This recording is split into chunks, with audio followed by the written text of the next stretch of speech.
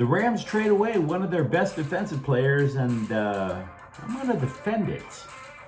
The Kings will go into training camp knowing they piddled away the best farm system they ever put together. And on the court, the James family has one rule: don't call LeBron Dad. Good morning. I'm James. This is your daily dose of sports and snark for the greatest sports city in the world, Los Angeles. This is the faithful Angelenos morning report.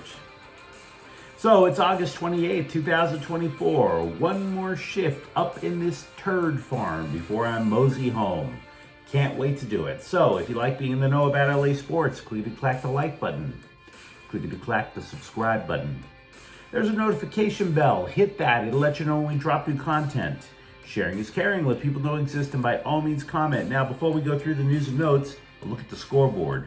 Baltimore 3, Dodgers 2. Just a bad night for the Dodger offense. Shohei Ohtani was the only guy to collect more than one base hit. Meanwhile, today, Baltimore is at the Dodgers again at 7. Walker Buehler is 1-4 with a 6.09 ERA. Corbin Burns 12-6. His ERA is 3.28. LAFC is at Seattle at 7:30 in the semifinals of the U.S. Open Cup. LAFC, a tournament for a cup. Is it too soon? And New York is at the Sparks at 7. The Sparks made WNBA history the other day. Nobody in league history scored 110 points in a game and lost until they pulled that stunt in Dallas on Sunday. But let's get to the news. Rams general manager Les Snead has a saying, and no, it's not F them picks. I guess he has two. The other one is, if it's inevitable, make it immediate. Clean break. The Rams rid themselves then of a defensive captain and play caller in super short order when they sent linebacker Ernest Jones and a 6th-round pick to Tennessee for a 2026 5th-round pick. No, the return is not much. And yes, the idea of getting rid of a guy who is about to enter his physical prime and coming off a career year kind of makes you wonder if Snead was on shrooms. But we thought the same thing last offseason when the Rams sent Jalen Ramsey to Miami for a draft pick and a tight end that nobody had ever heard of. So here's why the trade happened, because it is startling. Jones had a career year last year when the Rams had torn their defense down literally to the nub. Jones was entering the last year of his rookie contract, which meant he was due for a raise, which leads to the question, how much do the Rams actually value their inside linebackers? And the answer is, I don't think they do. I really don't. The one time in the Snead-Sean McVay era that they went out of their way to land an elite inside linebacker was Bobby Wagner. The Rams did not qualify for the playoffs that year. They were buried under the salary cap by about 5,000 pounds of medical waste. But once they got rid of Wagner, and by the way, I'm not saying he was a bad guy or the problem, the Rams returned to the playoffs the next season, which was last season. In other words, they allocated what resources they had to what they absolutely needed. Strong inside linebacker play is a luxury to this team, in my opinion. Because I spent a lot of time yesterday reading about the Rams defense. Keep in mind, there's a new defensive coordinator in Chris Shula, who worked under Wade Phillips, Brandon Staley, Raheem Morris. Shula is not saying, he has never said that he wanted to reinvent the Rams defense. And it apparently resembles what Phillips used to run. So you might say, okay, well, James, the Rams ran a 3-4 with Phillips. That means you need two pretty damn good inside linebackers. Not so. Phillips would line them up in a 3-4 on first down, But if the defense held firm and forced second or third and long, what would happen is Phillips would have the weak side linebacker cheat to the line of scrimmage. In other words, it became a 4-3. And because of that, you didn't need multiple inside linebackers. We're going to get into the minutia here. Moreover, the Rams took a fifth defensive back and purposefully lined that defensive back up as a hybrid safety, linebacker, defensive end. We've been talking about it for years. The so-called star position that Brandon Staley had. Jalen Ramsey was the star position. So what it also means is that the weak side linebacker becomes significantly more important to the Rams than an inside linebacker. Luxury position. Byron Young is therefore more important to the Rams' defensive scheme than Ernest Jones. The Rams simply don't want playmakers at inside linebacker. All they want to do at inside linebacker is get guys who can make tackles. And Rams coaches are good at teaching the fundamentals. So now, we had been talking up this undrafted rookie, Omar Speights, for the last couple of days. I'm not going to say he's the new starter, but he did make the team. So, do the Rams folks in the front office get the benefit of the doubt? You could absolutely say I'm drinking way too much hopium here. I'll hear you out. But after what they accomplished last season when they tore the defense apart, maybe they do deserve the benefit of the doubt on this one. Ernest Jones, the play caller of the defense, gone. Now, if you haven't had enough goofiness from the Rams, and I say that, by the way, as a Rams fan, they're kind of goofy sometimes. They named Kyren Williams as their lead punt returner. You heard me. The leading ball carrier, as if he isn't getting headhunted enough, is now the punt returner.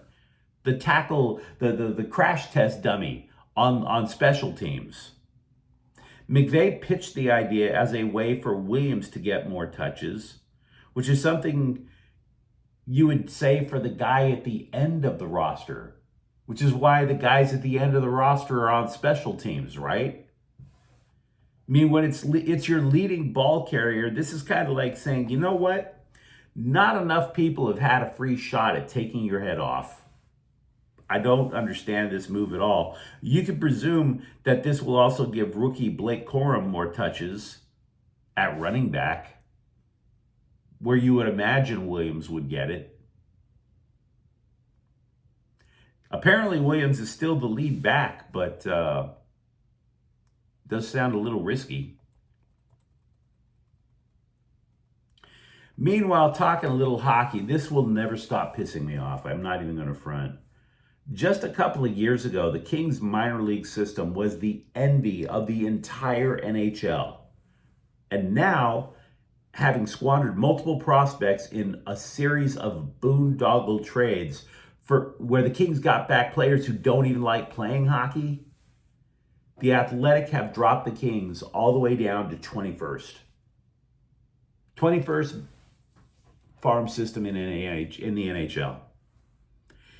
Every preseason, I would tell you about these prospects back for the last couple of years who may not have superstardom in their future, but they were considered at least to be locks to make the NHL and be productive in the NHL. You know, people like Gabe Velarde and all. A couple of years ago, the Athletic reviewed the Kings farm system and had almost 20 prospects.